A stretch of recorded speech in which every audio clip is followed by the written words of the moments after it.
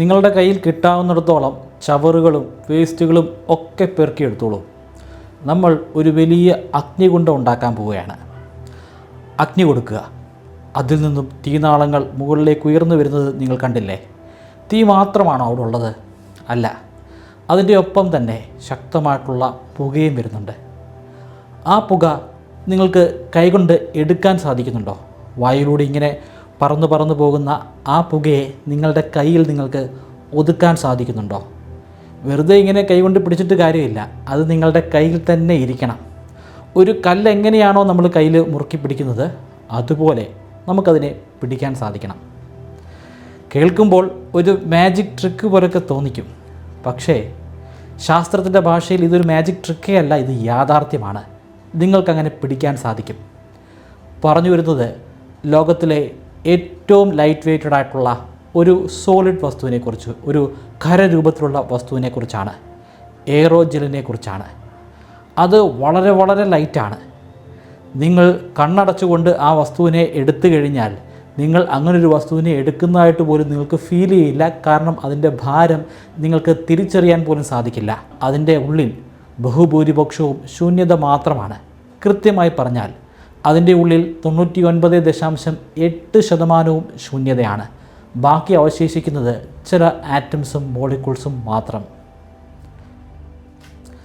വളരെ കഷ്ടപ്പെട്ട് ശാസ്ത്രം ഇങ്ങനൊരു വസ്തു ഉണ്ടാക്കിയതുകൊണ്ട് ശരിക്കും എന്താണൊരു പ്രയോജനമെന്നായിരിക്കും നിങ്ങൾ ചിന്തിക്കുക. പ്രയോജനമുണ്ട്. നമ്മളെ ശരിക്കും ഒരു സൂപ്പർ പവറുള്ള ഹ്യൂമൻ ബീയിങ്സ് ആക്കി മാറ്റിയെടുക്കാൻ പോലും എയറോജെല്ലിന് സാധിക്കും. സ്പേസ് എക്സ്പ്ലോറേഷൻ, അതായത് ബഹിരാകാശ പഠനങ്ങൾക്കും അവിടേക്കുള്ള യാത്രകൾക്കുമൊക്കെ നമ്മളെ സഹായിക്കാൻ പോകുന്നത് എയറോജെല്ലാണ്.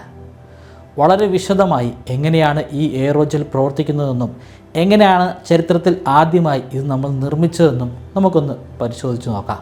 ചരിത്രത്തിൽ ആദ്യമായി മനുഷ്യനൊരു എയറോജെൽ ഉണ്ടാക്കിയത് എങ്ങനെയാണെന്നറിയാമോ? അതിൻ്റെ പിന്നിലുള്ള ചരിത്രം വളരെ രസകരമാണ്. ഈ സംഭവവികാസം അരങ്ങേറുന്നത് 1931 രണ്ട് പ്രശസ്തരായിട്ടുള്ള സുഹൃത്തുക്കളായിട്ടുള്ള ഗവേഷകർ, ഒരാൾ സാമുവൽ കിസ്ലർ, മറ്റൊന്ന് ചാൾസ് ലാൻഡ്. ഇവർ രണ്ടുപേരും സൗഹൃദപരമായിട്ടുള്ള ഒരു ബെറ്റ് വെച്ചു. നമ്മൾ കഴിക്കാനായിട്ട് ഉപയോഗിക്കുന്ന ഡിസേർട്ടായിട്ടൊക്കെ കഴിക്കുന്ന ജെല്ലി ഉണ്ടല്ലോ, ആ ജെല്ലിയുടെ ഉള്ളിൽ ദ്രാവകമാണുള്ളത്.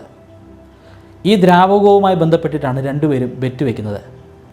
കിസ്ലർ പറഞ്ഞു, ഇതിൻ്റെ ഉള്ളിൽ അകപ്പെട്ടിരിക്കുന്ന ആ ദ്രാവകത്തെ സുരക്ഷിതമായിട്ട് നമ്മൾ വെളിയിലേക്ക് കൊണ്ടുവന്നു കഴിഞ്ഞാൽ ഇതിനെ വിചിത്രമായിട്ടുള്ള മറ്റൊരു വസ്തുവാക്കി മാറ്റിയെടുക്കാൻ സാധിക്കും.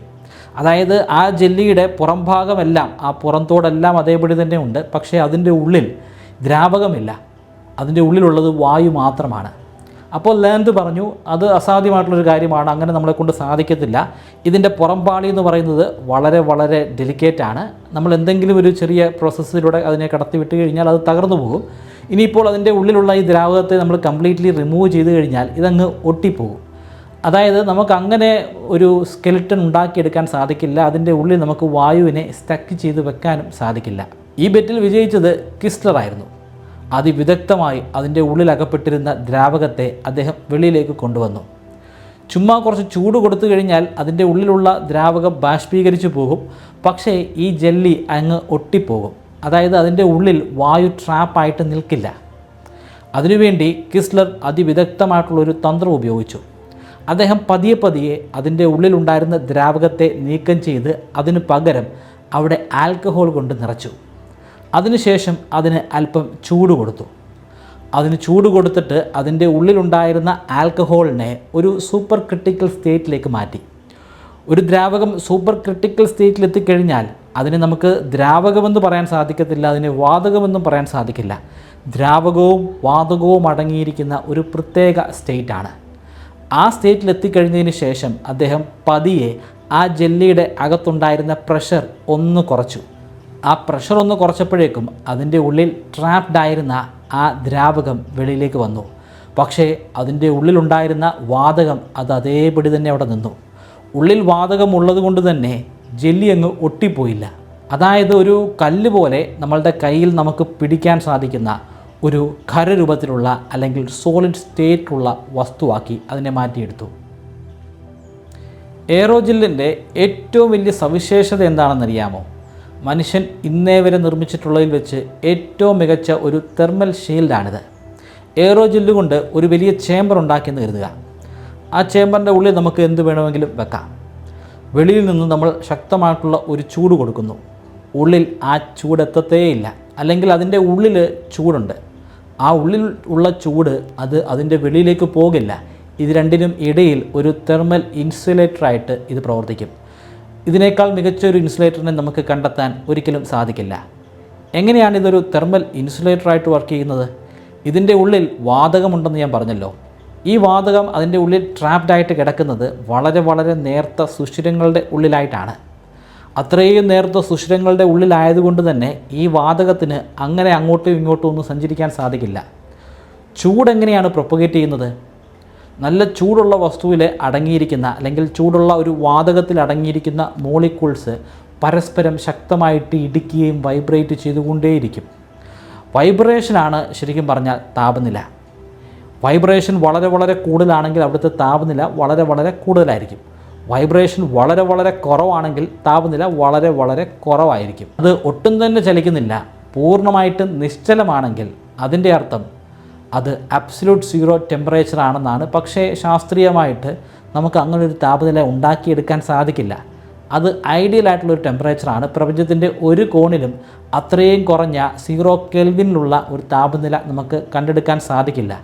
ഏകദേശം അതിൻ്റെ അടുത്ത് വരെ നമുക്ക് ക്രിയേറ്റ് ചെയ്യാൻ സാധിക്കും. അങ്ങനെ ക്രിയേറ്റ് ചെയ്ത് ചില എക്സ്പെരിമെൻറ്റുകളൊക്കെ നമ്മൾ നടത്തുന്നുമുണ്ട്. എയറോജെല്ലിൻ്റെ ഉള്ളിലുള്ള വാതകങ്ങൾ ഇങ്ങനെ പരസ്പരം കൂട്ടിയിടിക്കാതെ വൈബ്രേഷൻ ഉണ്ടാക്കാതെ നിൽക്കുന്നത് കൊണ്ട് തന്നെ അതൊരു തെർമൽ ഇൻസുലേറ്ററായിട്ട് പ്രവർത്തിക്കുന്നു. ഇപ്പോൾ തന്നെ നാസ അത് അപ്ലൈ ചെയ്ത് തുടങ്ങിയിട്ടുണ്ട്. നാസ ചൊവ്വാഗ്രഹത്തിലേക്ക് അയച്ച ക്യൂരിയോസിറ്റി പെർസിവറൻസ് റോവറിൽ ഇതിൻ്റെ ആപ്ലിക്കേഷൻ ഉണ്ട്. ചൊവ്വാഗ്രഹത്തിൻ്റെ പ്രത്യേകത എന്ന് പറയുന്നത് അവിടെ രാത്രി കാലങ്ങളിൽ അതിശക്തമായിട്ടുള്ള തണുപ്പായിരിക്കുമെന്നുള്ളതാണ്. ശക്തമായിട്ടുള്ള തണുപ്പിൽ നമ്മുടെ റോവറുകളുടെ ഇലക്ട്രോണിക് ഡിവൈസുകൾക്ക് നിലനിൽക്കാൻ സാധിക്കില്ല. ഈ റോവറുകളിലുള്ള ഇലക്ട്രോണിക് സർക്യൂട്ട്സിന് ചുറ്റുമായിട്ടും എയറോജെല്ല് കൊണ്ട് ഒരു ചെറിയ ചേംബർ ഉണ്ടാക്കി കഴിഞ്ഞാൽ അതിൻ്റെ ഉള്ളിൽ ആ ഇലക്ട്രോണിക് ഡിവൈസുകൾ ഉണ്ടാക്കുന്ന ചെറിയ ചൂടിനെ നഷ്ടം കൂടാതെ അവിടെ നിലനിർത്താൻ സാധിക്കും. അതായത് ചൊവ്വാഗ്രഹത്തിലെ വളരെ ഹാർഷായിട്ടുള്ള തണുത്ത കാലാവസ്ഥയിൽ പോലും നമ്മുടെ പെർസിവറൻസിനും അതുപോലെ ക്യൂരിയോസിറ്റിക്കുമൊക്കെ അവിടെ സുരക്ഷിതമായിട്ട് നിലനിൽക്കാൻ സാധിക്കും. നാസ എയറോജെല്ലിനെ വെറും ഒരു ഇൻസുലേറ്ററായിട്ട് മാത്രമല്ല ഉപയോഗിക്കുന്നത്. അതിനുമപ്പുറം ഇതിന് വേറെയും ഒരുപാട് ആപ്ലിക്കേഷനുകളുണ്ട്. ഷൂട്ടിംഗ് സ്റ്റാറിനെ പിടിക്കാനായിട്ട് നമുക്ക് സാധിക്കും.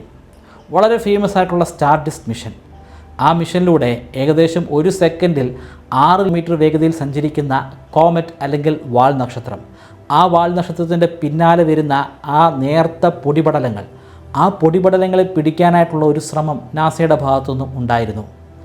ആ പൊടിപടലങ്ങളെ പിടിക്കുന്നത് അത്ര എളുപ്പമുള്ള ഒരു കാര്യമൊന്നുമല്ല. കാരണം ഇത്രയും ശക്തമായ വേഗതയിലല്ലേ അത് സഞ്ചരിക്കുന്നത്. അത്രയും വേഗതയിൽ സഞ്ചരിക്കുന്ന ആ പൊടിപടലങ്ങളെ ഏതെങ്കിലും ഒരു വസ്തു ഉപയോഗിച്ച് നമ്മൾ പിടിക്കാൻ ശ്രമിച്ചു കഴിഞ്ഞാൽ ആ വസ്തുവിൽ ഈ പൊടിപടലം വന്ന് തട്ടുന്ന സമയം തന്നെ അത് ബാഷ്പീകരിച്ച് ഇല്ലാതെയാകും. പക്ഷേ അത് വന്ന് ഇടിക്കുന്നത് എയറോജെല്ലിലാണെങ്കിൽ അത് ബാഷ്പീകരിച്ചില്ലാതെയാകില്ല. ഈ എയറോജെല്ലിൻ്റെ ഉള്ളിൽ ലക്ഷക്കണക്കിന് വളരെ വളരെ നേർത്ത സുഷിരങ്ങളുള്ള കാര്യം ഞാൻ പറഞ്ഞു. ആ നേർത്ത സുഷിരങ്ങളുടെ ഉള്ളിലൂടെ ഈ സ്റ്റാർ ഡസ്റ്റുകൾ കടന്നു പോകും. ഈ സുഷിരങ്ങളുടെ ഉള്ളിലേക്ക് കടന്നു കഴിഞ്ഞാൽ സ്റ്റാർ ഡസ്റ്റിന് അത്രയും ശക്തമായ വേഗതയിൽ സഞ്ചരിക്കാൻ സാധിക്കില്ല. അത് സ്വാഭാവികമായിട്ടും വളരെ വളരെ നേർത്ത വേഗതയിലേക്ക് മാറി അതവിടെ കുടുങ്ങിക്കിടക്കും. എയറോജെൽ ഉപയോഗിച്ച് സ്റ്റാർ ഡസ്റ്റുകൾക്ക് ഒരു രീതിയിലുള്ള കേടുപാടുമില്ലാതെ തന്നെ അതിനെ പിടിച്ച് പഠനങ്ങൾക്ക് വേണ്ടി ഉപയോഗിക്കാൻ നമ്മളെക്കൊണ്ട് സാധിക്കും. ഇത് ശരിക്കും പറഞ്ഞാൽ ശക്തമായ വേഗതയിൽ സഞ്ചരിച്ചുകൊണ്ടിരിക്കുന്ന ഒരു ബുള്ളറ്റിനെ ഭീമാകാരനായിട്ടുള്ള ഒരു സ്പോഞ്ച് ഉപയോഗിച്ച് പിടിക്കുന്നതിന് തുല്യമാണ്. എയറോജെല്ലിൻ്റെ നിറം കൃത്യമായിട്ട് നമുക്ക് പറയാൻ സാധിക്കില്ല. സന്ദർഭവും സാഹചര്യവും ഒക്കെ അനുസരിച്ച് ഇവൻ്റെ നിറം മാറിക്കൊണ്ടേയിരിക്കും. നമ്മുടെ ആകാശത്തിൻ്റെ നിറം മാറാറില്ലേ? നട്ടുച്ചയൊക്കെ ആണെങ്കിൽ ആകാശത്തേക്ക് നോക്കിക്കഴിഞ്ഞാൽ നമുക്ക് നീല നിറമായിരിക്കും കാണാൻ സാധിക്കുന്നത്. സൂര്യൻ ഉദിക്കുന്ന സമയത്തും സൂര്യൻ അസ്തമിക്കുന്ന സമയത്തും നമുക്ക് ഒരു റെഡിഷ് ഓറഞ്ച് കളറായിരിക്കും കാണാൻ സാധിക്കുക. അതേ രീതിയിലുള്ള മാറ്റം എയറോജെല്ലിനും സംഭവിക്കും. ഇരുണ്ട സ്ഥലത്ത് വച്ചിരിക്കുന്ന ഒരു എയറോജെല്ലിൻ്റെ ഉള്ളിലേക്ക് കടന്നു പോകുന്ന നമ്മുടെ കണ്ണുകൊണ്ട് കാണാൻ സാധിക്കുന്ന പ്രകാശം, അതായത് വയലറ്റ് മുതൽ അങ്ങ് റെഡ് വരെ നമ്മൾ വിബ്ജ്യൂർ എന്ന് പറയുന്ന ആ സ്പെക്ട്രത്തിൽ വരുന്ന പ്രകാശം, ആ പ്രകാശം ഈ എയറോജെല്ലിൻ്റെ ഉള്ളിലൂടെ കടന്നു പോകുമ്പോൾ ആ പ്രകാശങ്ങളിൽ വെച്ച് തന്നെ ഏറ്റവും തരംഗദൈർഘ്യം കുറവുള്ള പ്രകാശങ്ങൾ അതിൻ്റെ ഉള്ളിൽ സ്കാറ്റർ ചെയ്യും. വയലറ്റ് ഇൻഡിഗോ ബ്ലൂ എന്ന് പറയുമ്പോൾ ആ വയലറ്റ് ഇൻഡിഗോയ്ക്കൊക്കെ തരംഗ ദൈർഘ്യം കുറവായിരിക്കും, അവിടുത്തെ ഫ്രീക്വൻസി വളരെ കൂടുതലായിരിക്കും. എന്നാൽ യെല്ലോ ഓറഞ്ച് റെഡിലേക്ക് പോകുമ്പോൾ അവിടെ തരംഗ ദൈർഘ്യം അല്ലെങ്കിൽ അതിൻ്റെ വേവ് ലെങ്ത് വളരെ കൂടുതലായിരിക്കും, പക്ഷേ ഫ്രീക്വൻസി കുറവായിരിക്കും. വേവ് ലെങ്ത് വളരെ കുറവുള്ള, ഫ്രീക്വൻസി വളരെ കൂടുതലുള്ള വയലറ്റ് ഇൻഡിഗോ ബ്ലൂ നിറങ്ങളാണ് ഈ ഘട്ടത്തിൽ സ്കാറ്റർ ചെയ്യുന്നത്. ബാക്കിയുള്ളതെല്ലാം അതിൻ്റെ ഉള്ളിലൂടെ തന്നെ വേഗം കടന്ന് വെളിയിലേക്ക് പോകും. അതുകൊണ്ട് തന്നെയാണ് നമുക്ക് അതിനൊരു ഇളം നീല നിറം കാണാൻ കഴിയുന്നത്. ഇതേ കാരണം കൊണ്ട് തന്നെയാണ് പട്ടാപ്പകൽ നമുക്ക് ആകാശത്തെ നീല നിറത്തിൽ കാണാൻ സാധിക്കുന്നത്. പക്ഷേ സൂര്യൻ ഉദിക്കുന്ന സമയത്തും സൂര്യൻ അസ്തമിക്കുന്ന സമയത്തും ഒരു മങ്ങിയ ഓറഞ്ച് നിറമാണല്ലോ കാണുന്നത്.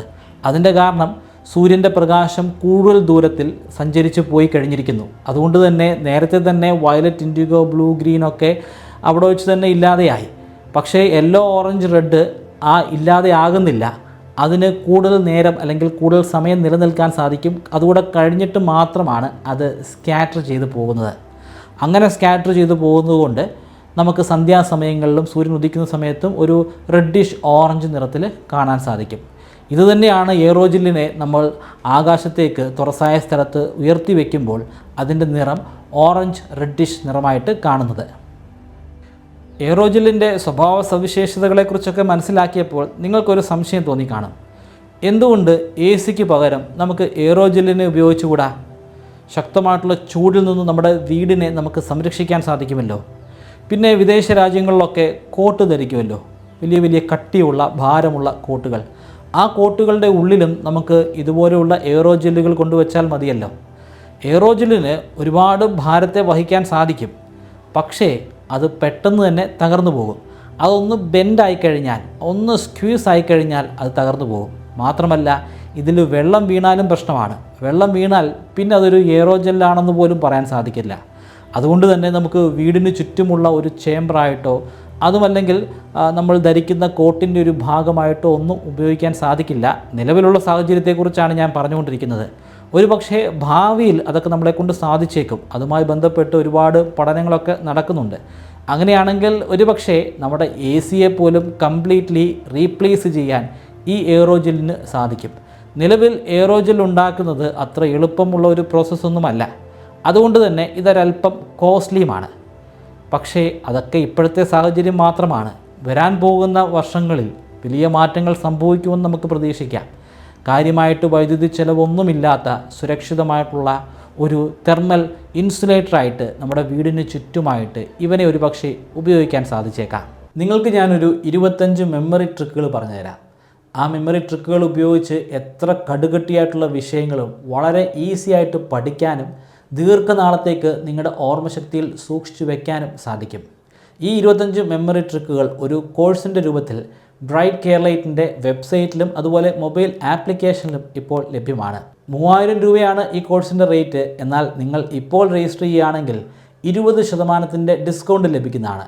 അതിനുവേണ്ടി സ്ക്രീനിൽ കാണുന്നത് പോലെ MBK20 എന്ന പ്രോമോ കോഡ് ഉപയോഗിക്കുക. ഡിസ്ക്രിപ്ഷനിലും ഫസ്റ്റ് കമൻറ്റിലും ഞാൻ ലിങ്ക് കൊടുക്കുന്നുണ്ട്. താല്പര്യമുള്ളവർ ഇപ്പോൾ തന്നെ രജിസ്റ്റർ ചെയ്യുക.